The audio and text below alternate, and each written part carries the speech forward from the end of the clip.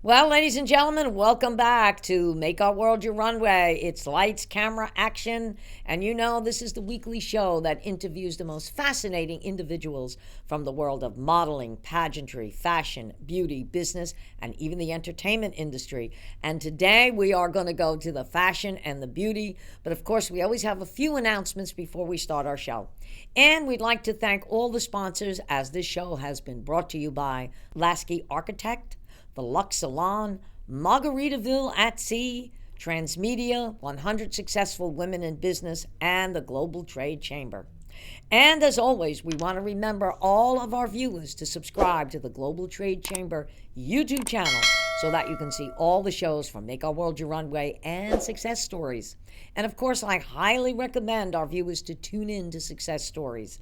This show features the most amazing women in the world of business and community service, from humble beginnings to successful entrepreneurs. These women will totally inspire you. And as I always like to tell you, get ready for some exciting conferences, speakers, and awards, as 100 Successful Women in Business and the Global Trade Chamber are going to be coming to a city near you.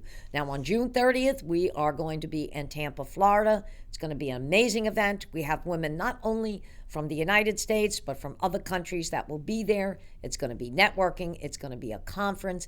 And there's always some amazing speakers.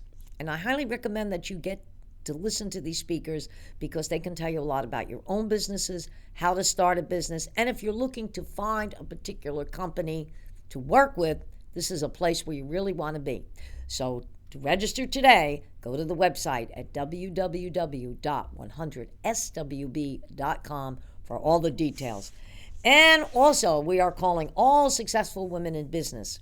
It's time to shine a light on your achievements. Nominate yourself or a colleague for a chance to be honored at our special awards dinner gala in Las Vegas, which is coming up October 23rd to October 26th. And let's come together to honor the impractical work of women in business and community service. Remember to claim the well-deserved award. You need to be present in Las Vegas at the awards dinner gala to receive the award. You can nominate yourself and also a colleague for the 2024 Reception Award ceremony. In addition to that, there will also be networking, conferences, business expo, a fashion show, and yours truly will be there to go live with Make Our World Your Runway. So for all the information, please visit the website once again at www.100swb.com.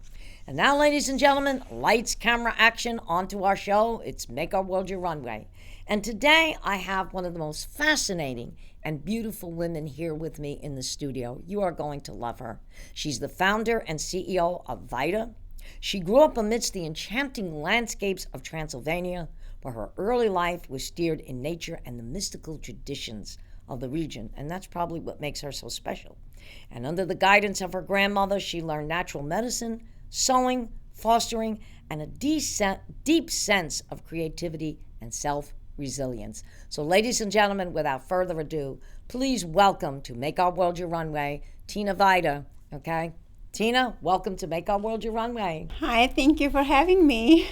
Yeah, absolutely. And I mean, I have seen you on stage. I have seen your designs. They're absolutely incredible. Thank you. And reading a little bit about your bio, you have really had some journey. So tell us about that. Yeah, actually, so as you mentioned before, I was born in Transylvania, where I spent some good time with my grandma, who was also my mentor and the superhero in some ways. And I learned a lot of wonderful, fascinating things there about, natural medicine, sewing, and also witchcraft, which is really interesting. I was going to say, that is interesting. I read that. I left that part out. I was going to have you say it. I said, uh-oh, I'm in trouble. I'm not doing that anymore. And then I moved to Austria, the Alps. Pretty cool there. But yeah, it's a wonderful country as well. And I grew up there and went there to school, college, everything. And then I moved to Italy, where I stepped into entertainment and fashion sector. And yeah, so I lived there about 15 years and worked also with Briatore in Sardinia, also with different photographers, celebrities, and different events from fashion to entertainment. And yeah, there. Then I moved to United States, and in order to chase the dreams and the vision, and to kind of create this legacy, and in order also to help others through our business, through the brand, through what we are doing, especially women and children in need, and also to support other women in business, and to kind of empower each others. So Right. that's the vision. Exactly. And I want to congratulate you because in 2023, you became a proud United States citizen. So congratulations. Yes. And welcome you. to the United States. Yeah. I know we're a little bit different than Europe. And being that you did live in Italy, I mean, Italy, like most countries in Europe, but Italy has such a rich history. Okay. And my family is actually back from, I tell people all the time, and because that's why you always hear me say Roman Victor, back from the Roman Empire. Yeah. And I could not believe when I was reading about the Roman Empire that, well, some books say they were in power almost 2,000 years, but basically it was 1,000 years. And I'm like, 1,000 years? That's like 10 centuries. But they were unbelievable. I mean, the things that they had were some of the things that we still have today. How they started the Senate, and how they built roads and bridges, and they even had an underground irrigational system. They were so advanced, yes. Very and they still advanced. use the streets, I mean, the roads they used by the time 2,000, more than 2,000 years ago. Exactly. It's Exactly. And some of the buildings, they still stand there. So, and the architecture and all those designs. And The Colosseum is amazing. I mean, it's still standing. I mean, I look at that and I go, wow, it's unbelievable. yeah, I wish the Colosseum was in the United States so they could do something. Yeah, they could actually, exactly. I wish they would, attraction, I like a really Disney wish, attraction, right, I wish they but would redo the historical. Colosseum. Yeah. It's true. It's just a beautiful piece of history that's there. It is, Yeah. yes. And I love it. You know, when I was in Greece in 1998, Greece is very similar to Italy. it is, yes. Okay, I didn't think so. The only problem that I had in Greece was that when you went into a store, everything was written in hieroglyphics. Yeah, so you cannot I was really like, read it. okay, what aisle am I going down? But I was very surprised that a lot of people in Greece spoke English. Okay, and the food was very similar to Italy, to the Italians. But then again, that's all around the Mediterranean. Yes, that's why, yeah, that's all this Exactly. area where they can influence each other's. They do. Yes. They influence each other because I was so, in Italy, they don't have the feta cheese. They have the feta cheese in Greece, and our cheese is a little bit different, but the taste was almost the same. Okay, and I was like, the provolone and the feta cheese, it almost tasted the same. And they had the tomatoes and on the garlic toast, and I said, well, I had no problem in Greece. Okay, and I was very surprised that in Greece, when they made the grape leaves, they made it with rice, and in Egypt, it's made with beef. Yeah. So there's similarities almost in any country. Yeah, they are very similar in culinary aspect, and also if you look at the buildings and also designs, so there is a lot of influence from one area to the other. But yeah, Exactly. And I always ask my husband, because my husband, I always make a joke out of this. I said, you're an Italian, the only Italian I know that does not speak Italian, but speaks fluent French. Okay, because when when he was in the service, he was stationed in Belgium, but he went to France on tour, and he loves Paris. He said, but believe it or not, he said, I can understand what they're speaking, he said, in Spain and in Italy. And I said, why is that? I said, when you're totally fluent in French, he says, because believe it or not, French is Latin based. Yeah, And I did not know that. And I said, okay, Now you just got one on me. So. Yeah, that's true. But being that you lived all over, no wonder why you have such creativity. I mean, besides being very beautiful inside and out, I mean, your designs. And so tell us about that, and tell us about the jewelry and all the things now that you're going to be doing. Yeah, actually, so Vaida, it's the emblem of affordable luxury. And so we try to provide luxury goods, but an affordable price, and still to have the quality over the quantity. So we have also limited production in certain things. I mean, most of the things, because we don't want to have unlimited production. We want to be sustainable.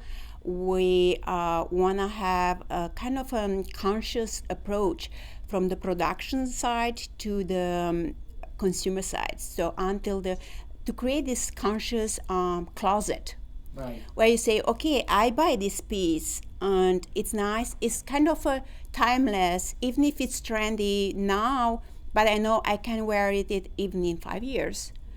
right, And it's quality. And it doesn't mean I have to throw it away after a couple of times wearing it. And it's, I wear it several times because it's mine. I owe it. It's exactly, not like, and it's unique. Yeah, it's unique, and that's it. It's unique. So our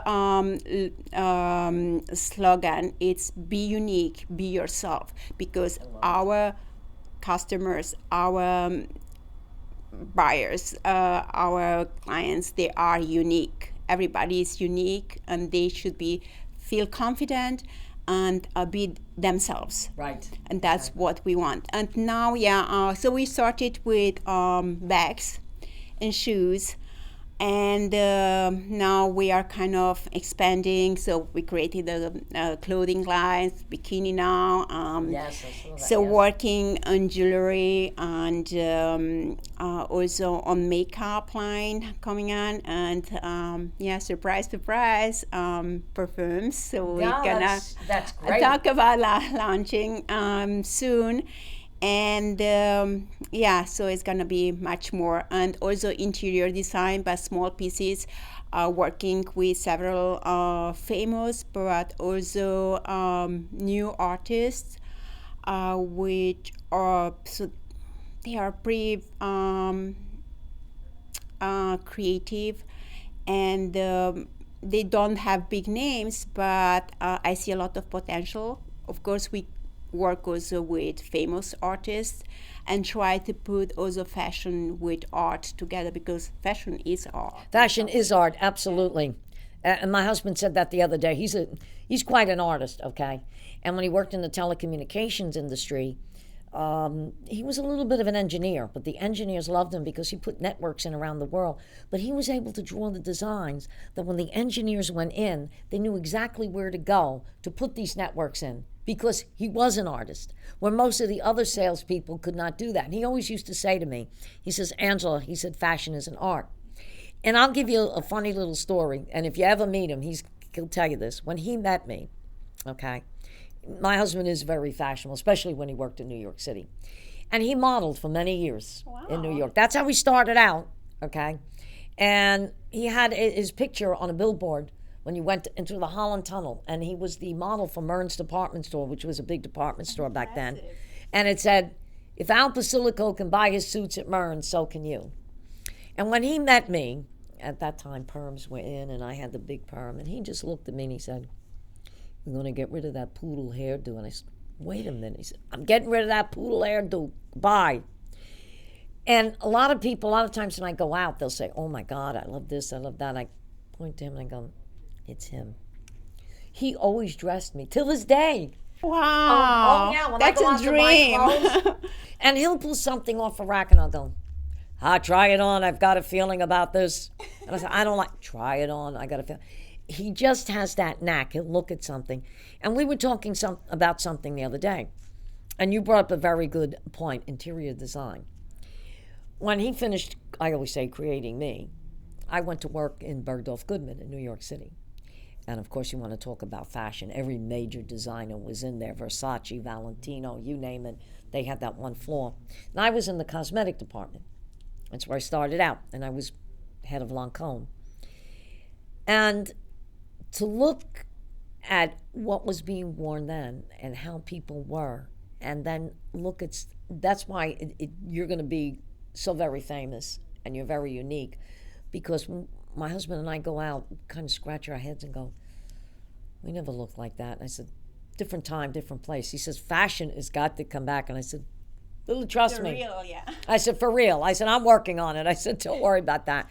But just to see some of your designs on the runway, like when you were in Fort Lauderdale Fashion Week, and the jewelry that you have, and even the swimwear, it's like a breath of fresh air.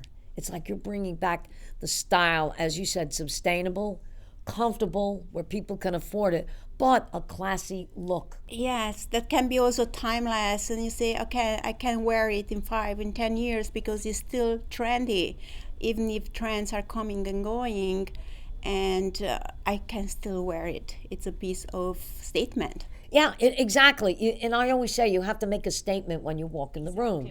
And my husband, working in New York City, they used to say either the black suit, dark blue suit, white shirt, and a red tie. That was the uniform. My husband said when you went into a meeting, he said, could you imagine me going in a meeting with a polka dot shirt and a polka dot tie? I said, no. I said, I could not imagine. He said, that was the uniform. Because I used to say to him, why is every suit black or blue or navy blue? He said, because that's what we're supposed to wear.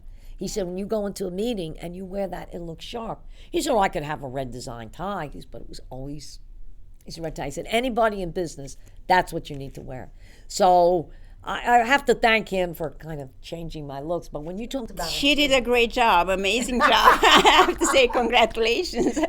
Yeah, I got to tell him. The only area he didn't do was the makeup, because I went into that. I need him on my team. Oh, he'd be great. I mean, consultant. There's times where he'll be sitting in the living room and he'll look at something on TV, and all of a sudden he's drawing something. I said, geez. I said, you ought to get out there and design. He goes, oh, well. He said, but no, he says, he'll just look at something, okay, and he'll design it. But speaking of that interior design, as I got more and more involved working in Bergdorf Goodman, I'll never forget the manager we had there, Mercedes Berger, and it was an to-sell store, so we could actually sell anything. And they got a great idea of taking the top floor and making it furniture and doing interior design. So one day everybody up there got sick and the manager didn't have anybody. Mrs. Berger sends me upstairs. I said, well, no problem. I said, I'll go up. So I had an opportunity to work in the furniture department, and I actually learned that part of the business. And at one point, they were going to send me to school to become an interior decorator. Because when I go in my house, I have a knack of just putting things together. Me too. Yeah. Moving them around. Right? Moving them around. And the fact that you're a designer, but I'll look at something and say, wait a minute, I could move this around and this is going to look just as good as the way I had it. And I should have done, and they realized that at Bergdorf Goodman. So after a while, I left the cosmetic department and I was working upstairs. Wow. Because, like you say, fashion is fashion, color is color. So I was learning how to... We just need to be flexible and adjust and, Exactly. And I was like, it was a different... I would have to say it was a different feeling for me, okay, to do something like that. Now working with furniture, working with drapes and having people come in. But then I realized, I said, well, if you're getting dressed and that's fashion, your home should be fashionable. So it's the same thing. So I guess I just kind of fit into that. You know? Of course, yeah. And you created your own world. Right. Fashion and art and beauty and everything inside it. Exactly. So it just, and having that, working in the cosmetic department and having that flair, okay, I guess I just picked it up on that. And just matching up colors, it was the same thing. Yeah. And today, it's so funny. I'll walk into the cosmetic department. I'll go into Sephora. And I know a lot of the girls that work there, and they say, you have a minute? And I said, oh, what do you need? Well, I just did a makeover on that person. I don't want to say anything, but I'm like, okay. You got any suggestions? I said, move over. All of a sudden, I'm doing a makeover. Because I'm like, I said, didn't you look at their face or see the color of their skin? If you do a makeover on somebody and you put the light on, and this was, I don't know how they're trained today, but we were trained. You can actually see a pink or a green coming out. That should tell you the base to go. Whether you're going to go warm, you're going to go cool, you're going to go in between. No, they don't look at that. I'm saying, you have to look at that. I said, you got to start with the base. Exactly. And then create. I said, it's like that little black dress. You start with that and accessorize. So I guess, you know, you could take the girl out of the cosmetic store, but you can't take the cosmetics out of the girl. So I've learned that. But if you're going to come out with a cosmetic line, that is going to be, knowing you, that is going to be fantastic. Yeah, I hope so. I'm working hard on that. Yeah, I was a makeup artist. It was back in the days. I did that as well. And because I wanted to know by myself how it works, how to do it. I mean, I'm not so good anymore at that because it was probably 20 years ago when I was also modeling a little in order to support my studies and all these things, you know. So you have to do different kind of jobs and evolve. So go on your own path. That's how I got in the cosmetic industry. Well, I was going to the Juilliard. And I got into the cosmetic industry, and then later on, that all paid off because this is the funniest thing, because I went for an audition, Disney World, and I, you know, read the requirements, and I said, oh, I fit this description. So I went, did 16 bars of a song they wanted me to do, and the producer looked at me and says, you have the most beautiful voice, he says, that I've heard all day long. He says, but you're just not what I'm looking for. And I said, wait a minute. What you looking for? That right. What are you looking for? Okay. But they wanted somebody that could sing, but yet could perform to children in the park. So behind me came this gentleman playing a guitar. That's what they took. Good, yeah. Good for you. I said, okay. So I walked outside, and a friend of mine said to me, hey, they're looking for understudies for Phantom of the Opera. I said, forget it. Day's over. I'm going home. He said, I have a good feeling. Just go over there. I said, okay. So I went over there, and I sang 16 bars of All I Ask of You, and the producer said to me, beautiful. He said, we'll be in touch. Okay, I figured, that's done. By the time I got home, they were calling me to be the understudy. Wow. You see? I said, okay. One door closed, the window opened. And, you know, when Sarah Brightman was performing in Phantom of the Opera, she had done it in England. She had done it here in the States. She was tired. She didn't want to do the East Coast tour. She just wanted to relax and then go out on her own. I did the East Coast tour of Phantom of the Opera. And it was probably, I didn't know that. Yeah, it was probably, that's how cosmetics and fashion and everything goes hand in hand. And singing. And exactly. It goes, as singing, acting.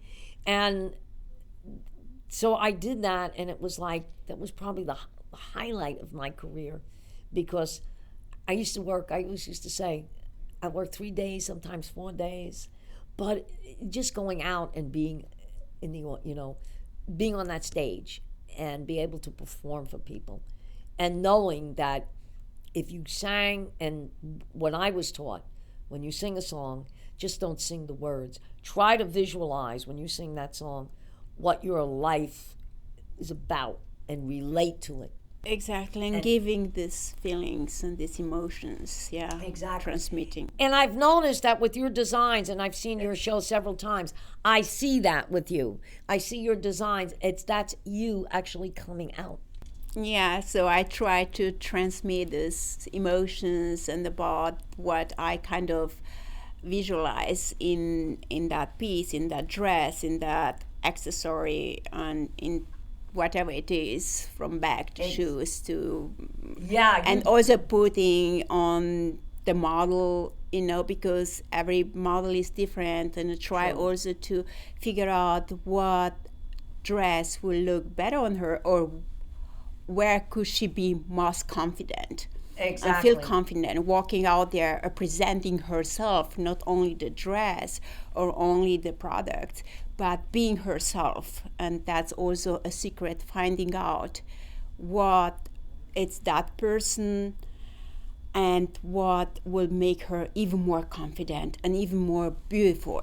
Right. And bring out all those characters. You just said it. If they're more, if they feel confident, they're going to bring back. And they're shining and glowing, and that's. Well, I want to show our viewers, okay, because we have a few minutes left, this beautiful bag by Tina Vaida. She has so many gorgeous bags. Thank you so much for this. Just a small. Please. I am going to definitely, I know exactly where I'm going to use it. Okay. I have something coming up next week. It is going to go perfect with that.